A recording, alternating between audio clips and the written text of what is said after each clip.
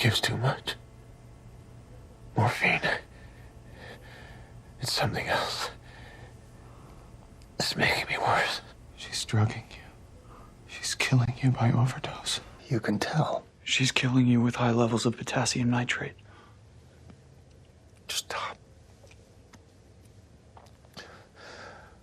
Her. Stop her. What do you mean, stop her? It's time.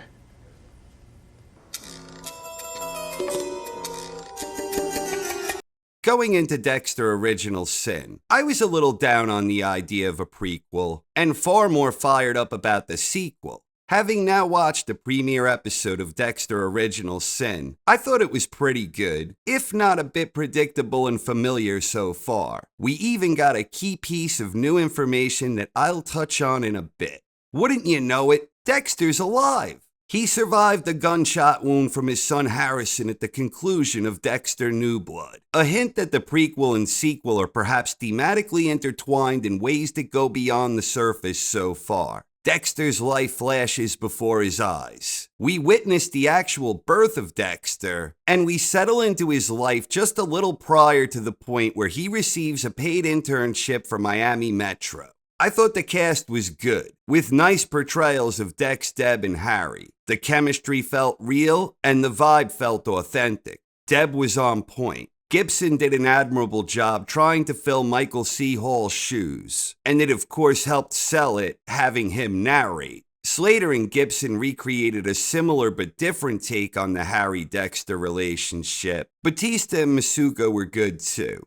Interestingly enough, Miami PD apparently uses photos from their ongoing investigations when trying to recruit interns at the jobs fair, and Masuka is being all creepy and stalkerish with the lady attendees. And this helps earn Dexter the internship when his spidey sense effectively makes a connection that pervert Masuka missed.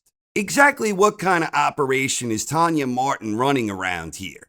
The new key piece of previously unknown information was that Harry's son Jr. had drowned, and this happened while Harry was watching a football game on TV. It was understandably quite the ordeal for Harry and his wife, who later died of cancer.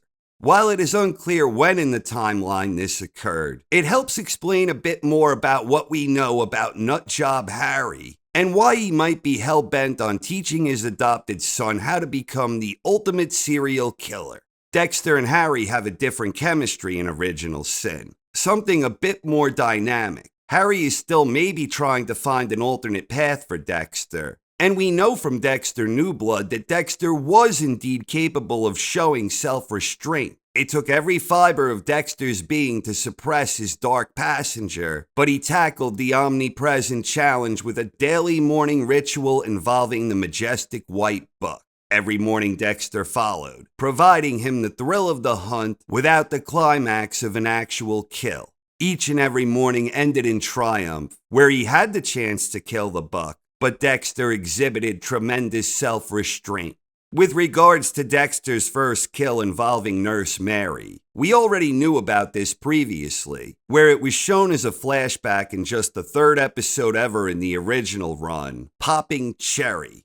In the flashback from that episode, Harry suspected she was deliberately giving him too much morphine or something, and he urged Dexter to stop her, noting it was time. In the premiere episode of Original Sin, however, Dexter was the one who did all the heavy lifting when it came to figuring out what Nurse Mary was up to.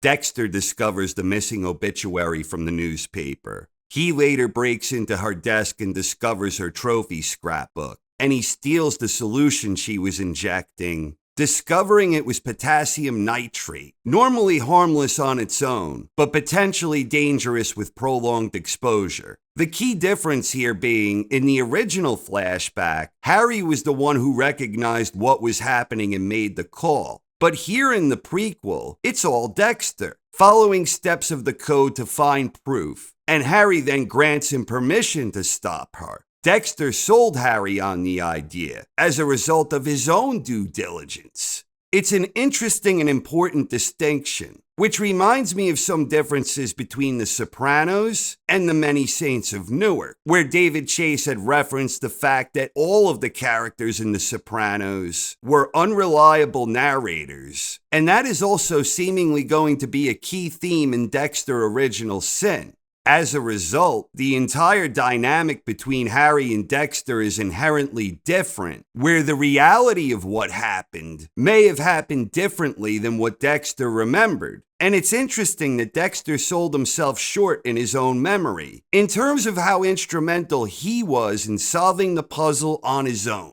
Given the fact that Nutjob Harry was the one character we got new meaningful information about, and given the fact Dexter has been exposed as an unreliable narrator, where all of the details in his prior flashbacks now come into question, it's an interesting approach to focus primarily on Harry Morgan and his specific motivations for acting like a complete whack job, training his son to become the ultimate serial killer. And with the great Christian Slater playing the part, the prequel might very well greatly exceed my initial expectations. We already know all of the broad strokes about what Dexter becomes, and we know Harry will eventually take his own life, if the words of Matthews are to be believed as a reliable narrator. But with Dexter as an unreliable narrator, what do we really know? Especially since we already knew so little about Harry's true motivations for doing what he did, and now we know even less, knowing we cannot trust Dexter's memories.